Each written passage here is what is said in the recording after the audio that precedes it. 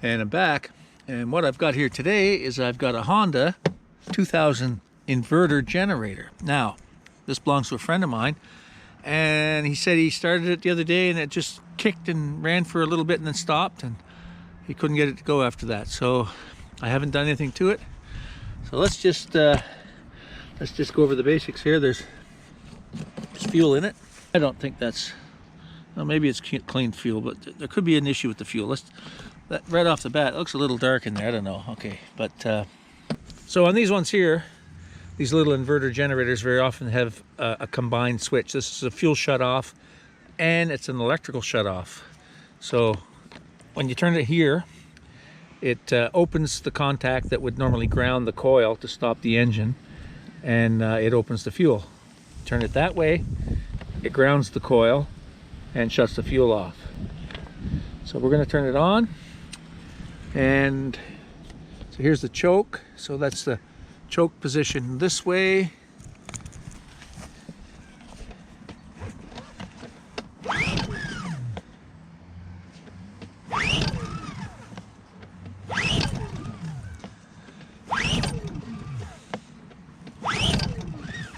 Not much going on there, is there? So I don't know anything about this, if the fuel is old or new. So let's take this cover off and take a look in there. Okay. See, that comes off the bottom of the carburetor bowl, that little line. Okay, some gas coming through there. And there's oil running out of it, rushing out of it. So maybe it's overfilled with oil. That's a possibility. We'll get a more accurate dipping of this when we set this level. In the air filter. All right.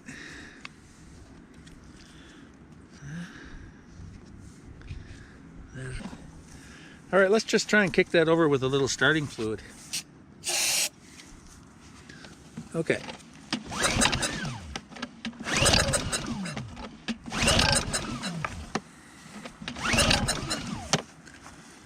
Oh, it doesn't even want to kick over on starting fluid. Okay, there's a couple of things that come to mind. It could be the spark. It could be the coil. It could be this switch. Maybe that switch is not opening, so it's always grounding the coil. That could be one thing. Another thing is it could be the oil level, because if it's the oil level is not correct, it won't allow the engine to run. We have a low oil shut off, so we can check all those things. But it won't kick with starting fluid. Try that one more time.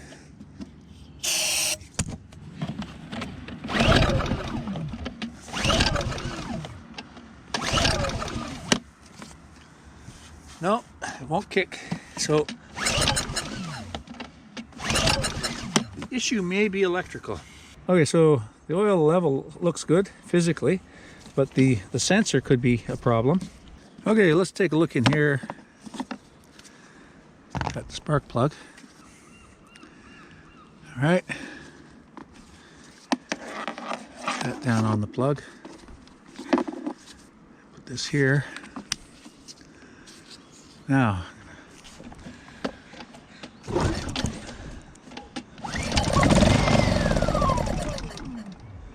it fired right there, look at that.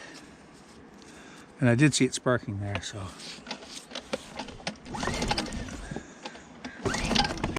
Okay, so it did fire up, and we did see spark there for a second, so it's getting spark. So let's try this again.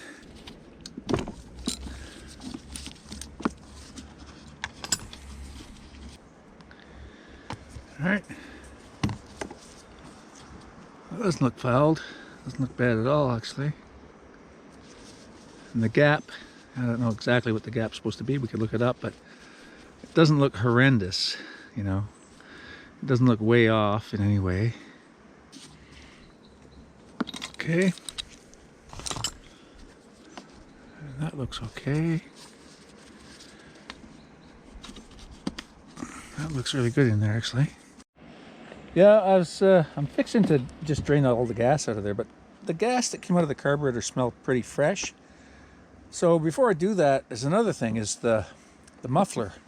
There's a spark arrestor in the muffler, and if that's clogged up, it'll not let the engine breathe, right? So it, you know, the exhaust has got nowhere to go. Air will come in, it'll try and fire, like it just did there, kick for a second.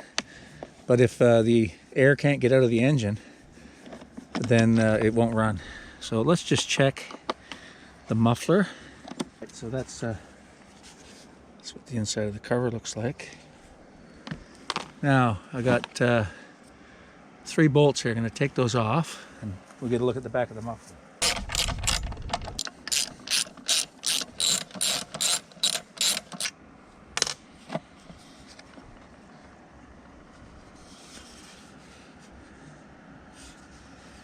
It looks like there's no spark arrestor in there at all. So let's just try and start that with the muffler off and see what happens.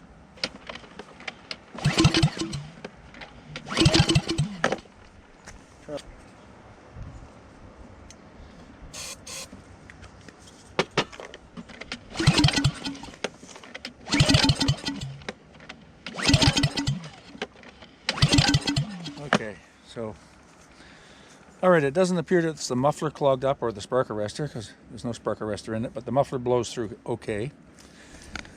It's periodic spark we're getting. So I'm looking at maybe the the low oil shutoff or this switch. That's what I'm thinking. Could be the coil that's failing, but let's check these first. There's this little piece of trim here, it just popped off, and it allowed me to get my ratchet in here, and there's a 10mm bolt, a through bolt there. So we're going to get that out of there.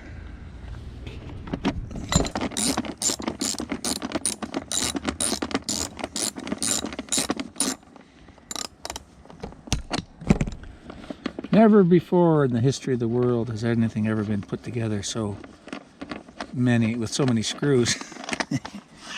Okay, there's a bolt, see? Look how long that is. I bet you the other one's the same. Yeah. Alright. So that back piece just comes off like that. Now we're going places. Now we're going places.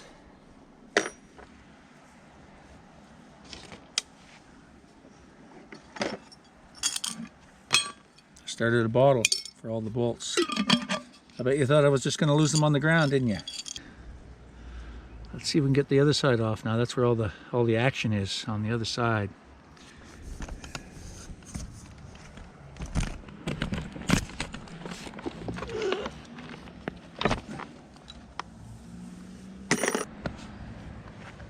So what else we got down here? Got a little rubber mount that came off. See, there's a little rubber mount that goes on one side. It comes off when we pull this cover.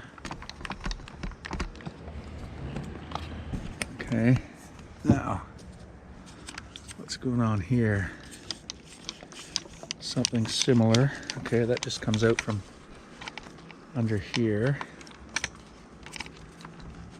That's not attached to anything under the gas. All right. That looks like that's almost free there. Oh, just a little bit of wiggling, and I should have it. Let's see. Don't want to break anything. Am I missing something down here? Am I missing something?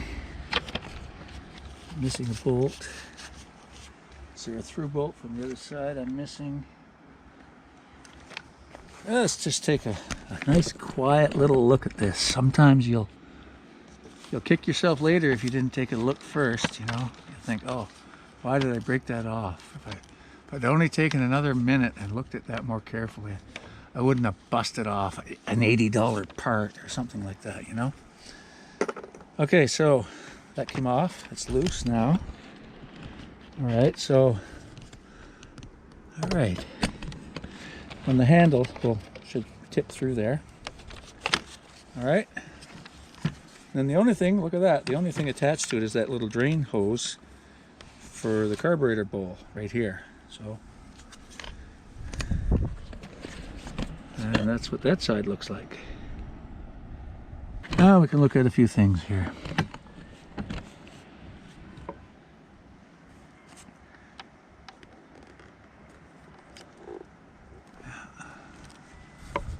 There's your master control switch. That could be the culprit. All right, to get that off, that's a little different than the other one I took apart, but it shouldn't be too bad. Maybe these screws here, that one there. That has not been there just a day. Let's try that. Oh yeah. That's probably never been out of there. That was not so bad. So if I wasn't filming this, I'd want to take some pictures of this as I'm taking it apart. You know, to remember, because when you take stuff apart, you forget how it all goes, right? You think you're going to remember, but you don't. So this way here I can review the video footage. But it's always good to take some pictures. Okay, I'm going to put those in the can. Let's see what's going on here. Oh, that just pops off there.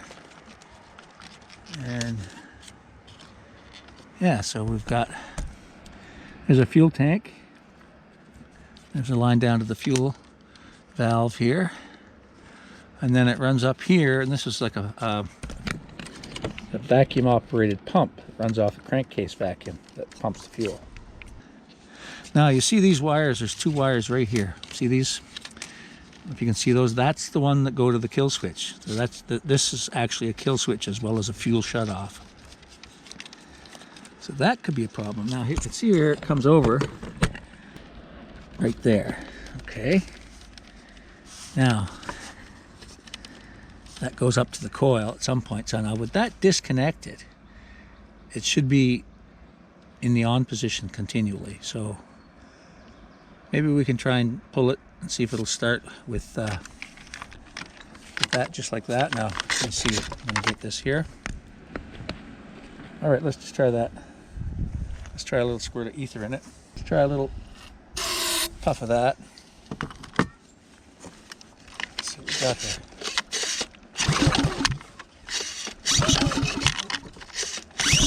Doesn't look like it, does it?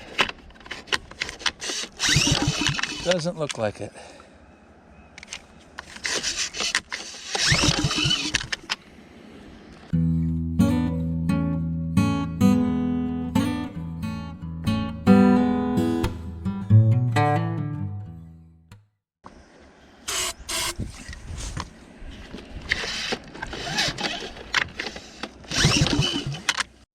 I'm going to take this other bracket bolt off here for the fuel tank. Get that out of there. And then we should be able to remove the fuel tank and we can drain it out. Okay. So that just comes off like that. Probably put that bolt back, right back in the hole if we wanted to. Sometimes I do that. So it's just this line here. So if we were to pinch that, we could lift the tank right out of there. These are the hoses that go to this vacuum pump. So we can undo that from the back actually.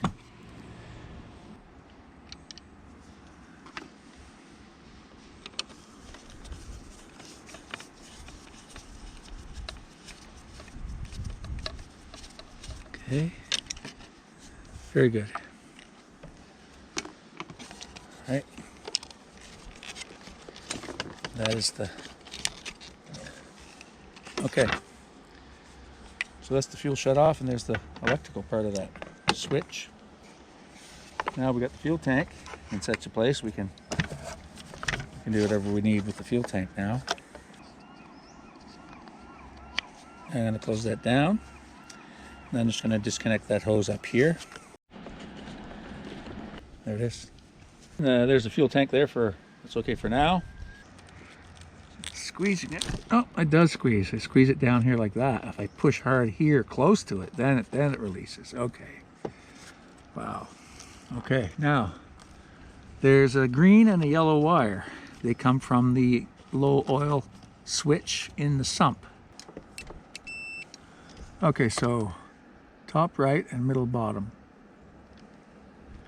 Okay, there should be no continuity there if the oil levels is correct. All right, but there should be continuity if the oil is low or non-existent, or if the sensor is faulty. So there should be continuity if we drain out the oil.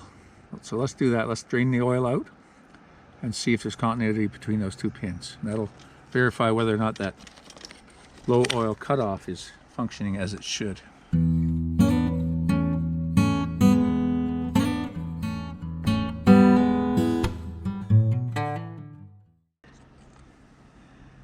It's going to want to drain down there a little bit. Let's see. There we go. Let's see if we can get that oil out of there. What do you think the chances are I'm going to have it all over the lawn by the time I'm done here?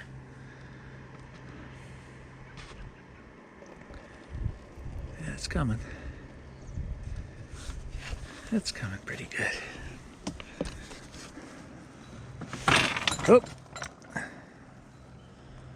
That tabletop's not secured to the legs, which is another compounding factor here. Okay, I think that would be a low oil condition right there, even if it's not every drop of it out of the sump. But that looks like most of it. Yeah, that would be most of it there. Okay, now let's put that drain plug back in. All right, so top right and middle bottom. Let's see. All right, so that sender is working properly. When there's oil in it, it doesn't send a signal. But when there's no oil in it, it sends a signal. So that's working properly. The default on this is that would keep it from starting is if it was sending a signal all the time. If it had continuity between it all the time, even when there's oil right to the proper level in the sump, that would be a bad switch. But that switch is working fine. You see there's no oil in it, and it's going to have continuity to ground the coil and stop the engine. So that doesn't seem like the problem. There is something here on these inverter generators to get this little low oil module, and it's got a circuit board in it. It's got a couple of capacitors. This one's got a capacitor right here, and it lights up on the board here, and it tells you whether or not you've got a low oil condition. So this could be the problem too. If it's, it gets, maybe the sensor's not the problem, but it could be this little board in here, these modules. It could be that.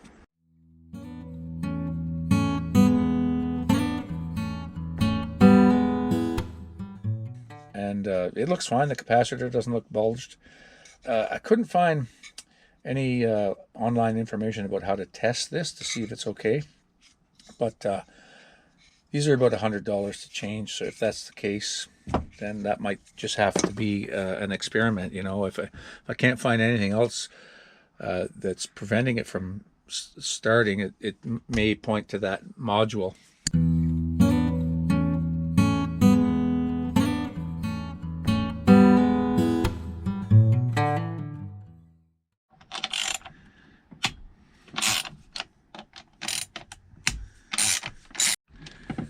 Okay, so this plug, I just pushed it here, disconnected from here, so I was able to pull this a little bit farther away.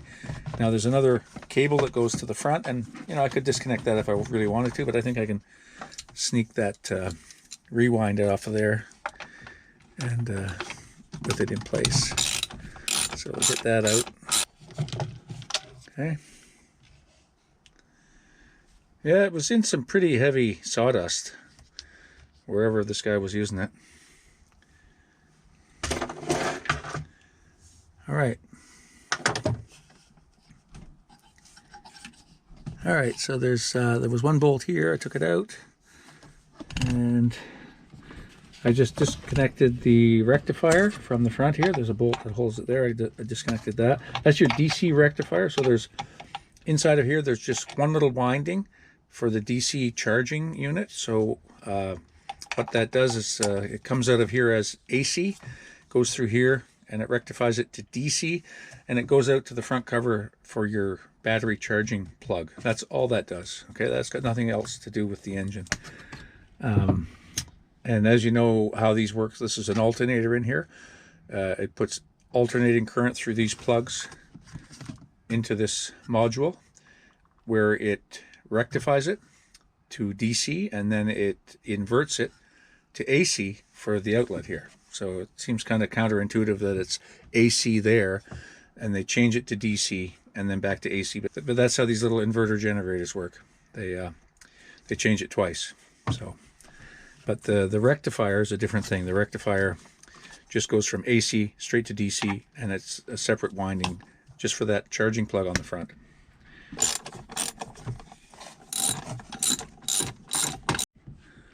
Okay.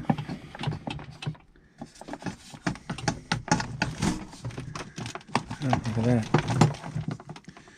We can get a pretty good look in there without probably taking it all the way out. So there's our flywheel and fan. You see that raised spot on here, and that'll come down and line up with this pulse generator here, and there's a gap it's supposed to be. So we're going to turn that down, and there, it's ready to line with it.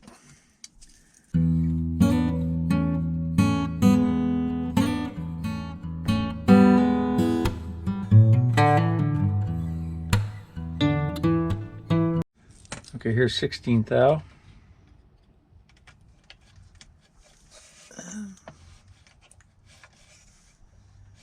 Yeah, I feel it there. 16, it might be a little more than 16 thou. I got 16, I got 18, let's try 18.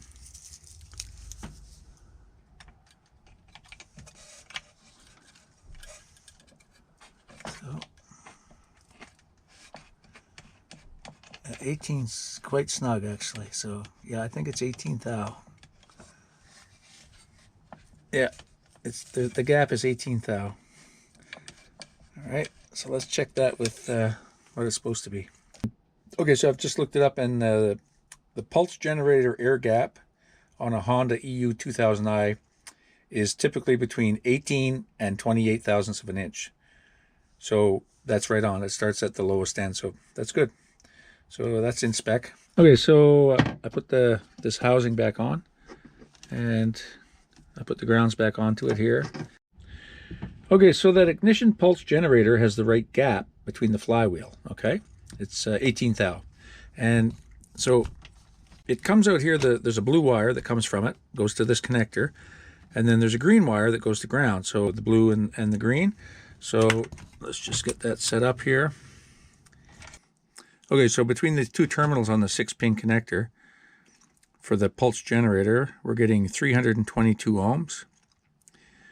And a good winding in there is between 300 and 360 ohms. So that's right on spec. So that ignition pulse generator is okay.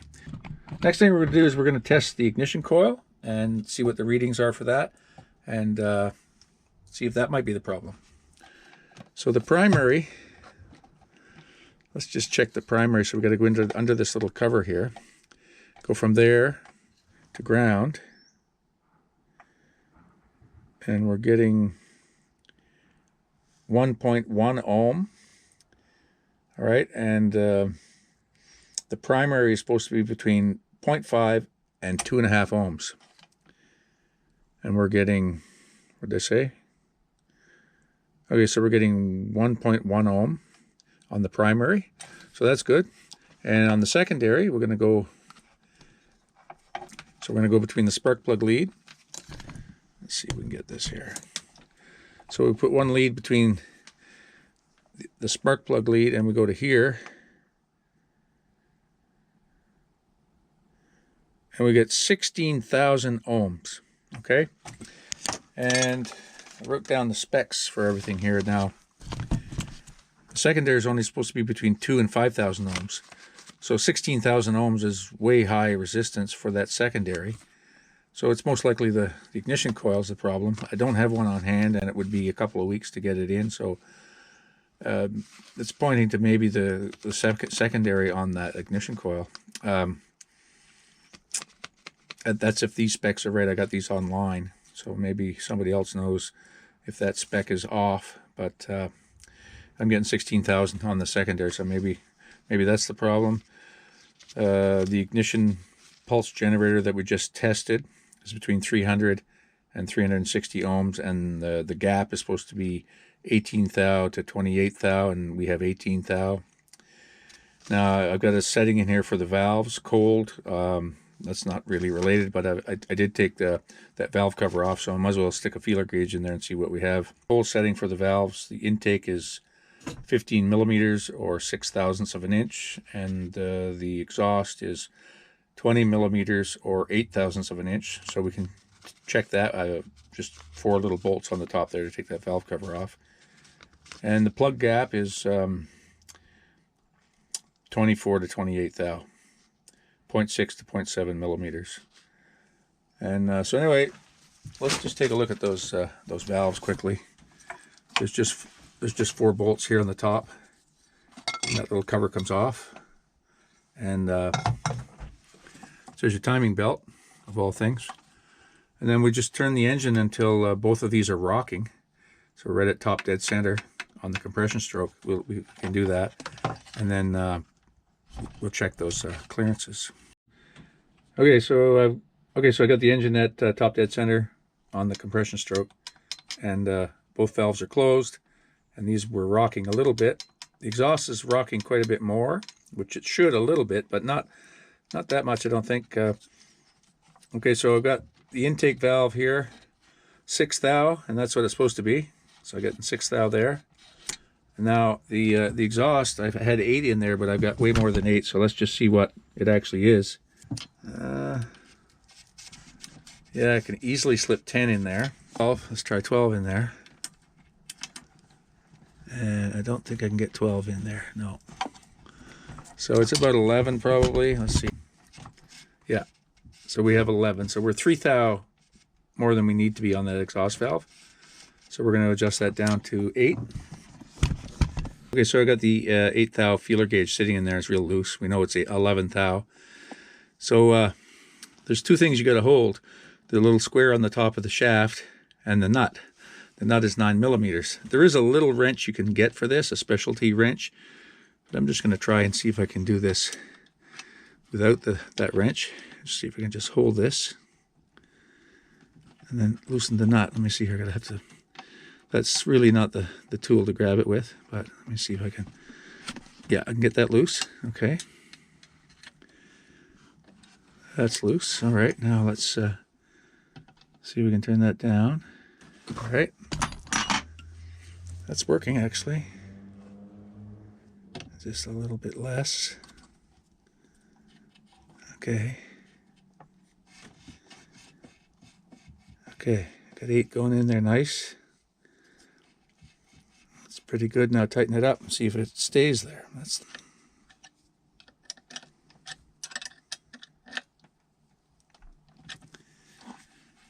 a little loose. So I got to go a little bit on the tight side, I guess, before I tighten the nut. That's the way it seems like it wants to be. All right. Okay, let's try that. Okay, and that feels good.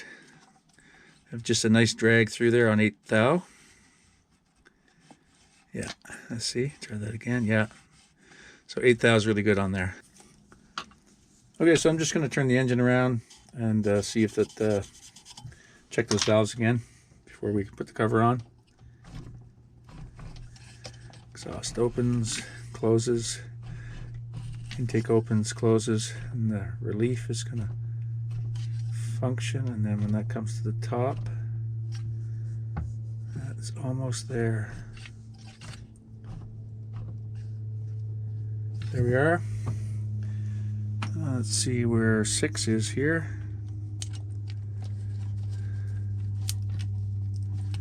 Let's see. Yeah, 6 on the intake. It came back up. Now let's see if we got our 8 over there. And we'll double check on the 8 here. And it's a nice smooth fit on the 8, so yes, it did come back.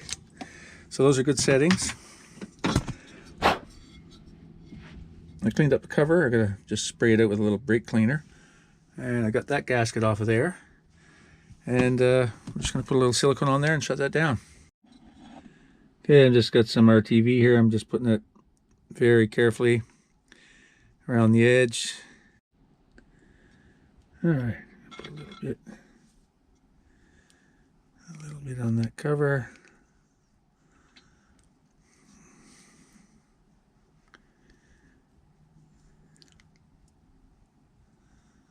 Probably got a bit too much there on that side.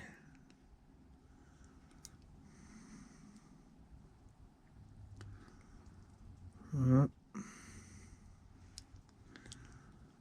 we are.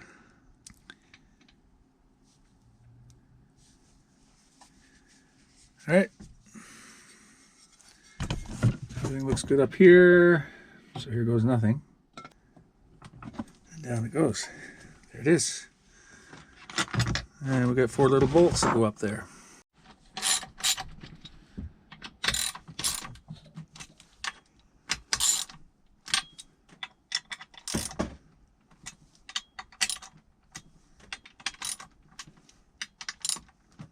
Okay, that's good. Now we're going to gap our spark plug. And that plug gap is supposed to be between 24 and 28 thou. And our spark plug gap is 25 thou. So that's good. And I still think it could be the coil, but like I say, I don't. It's not my machine. It's not my machine, and the guy just. I think he's gonna get a coil himself, and I've told him about the readings I've got. But either way, you know, my take on this is if it was me, if it was my machine, I would try initially by changing this coil, and if that didn't fix it, I would take the plunge and spend the money and change this module. And thing is, I went and looked. I have another inverter generator down there. It's a Kippur. I did a video on that a little while back. But I thought I might just try and swap this one in there and see if that made a difference. But they plug in a little differently. There's same number of pins, but it's a different connector. So I can't even try that. So.